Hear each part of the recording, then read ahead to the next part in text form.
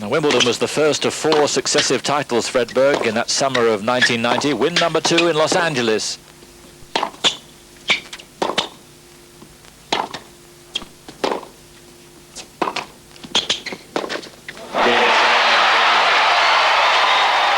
Some revenge then against Michael Chang.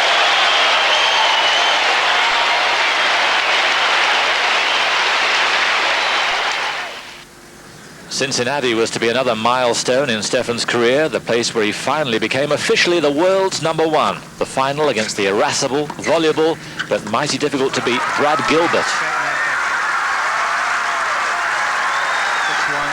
So in his 8th year as a pro, Edberg was at last the leader of the pack.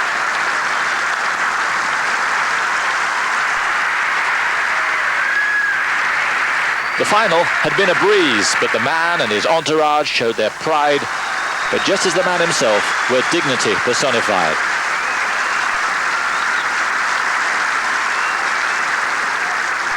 This is always going to be a very, very special week for me in my entire life, I think, because of a couple of reasons. Because I won here today playing very good tennis, and because I've achieved the #1 spot in the world, which, you know, has been a target of mine. 1990 then, a year in which he won 7 titles, became #1 in the world, and he did it with style.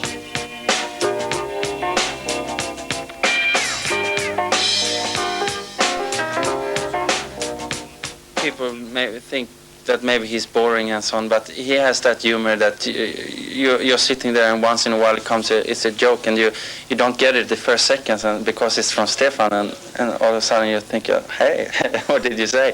And he's like that. When you were younger, when you practice with him, I mean, you always been looking up to him, and he was your idol, so you were so pumped up before practicing, and you think it was so much fun, you know, just to meet him and to practice with him. And I mean, even now when you practice with him, you concentrate maybe a little bit more, and you still have a big respect for him. Next to succumb, New York. I thought that US Open was a hard one to win, especially with the conditions as they are in New York, and especially as they were, with having the airplanes flying over every 30 seconds.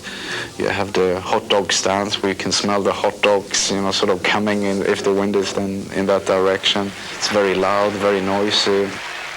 In 1990, I came in there having won 4 straight tournaments, and I lost first round. And next year I came back and I did something different. I sort of moved out to Long Island, stayed and rented a house and got away from the city, and that's really changed things. And they stopped the airplanes going over. I think that helped a little bit too.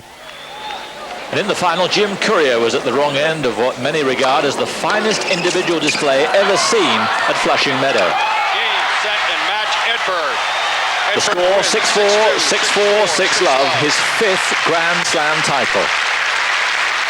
Stefan played very flawlessly that day. I mean, it would have taken a superhuman effort on my or anybody's part to beat him that day. I just remember kind of a feeling of helplessness, because everything he did was just magical that day, and those are days that we all dream about having, particularly in a Grand Slam final. And you know, I was certainly disappointed to lose that match, but I realized that I got beat by a guy who was just absolutely on fire that day. For once, it was proving difficult to wipe that smile off his face. Not there just for his victory, but for the way it had been achieved. That's probably the best match under the circumstances which I've ever played. You know, with pressure being in a US Open final, and I watched that tape, and I don't think I made more than 2 or 3 mistakes in the whole match. 91 then, another year to savour, another 7 titles.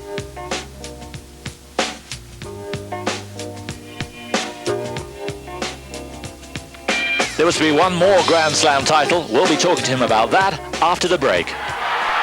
Looking tennis-wise, maybe the biggest achievement in my career.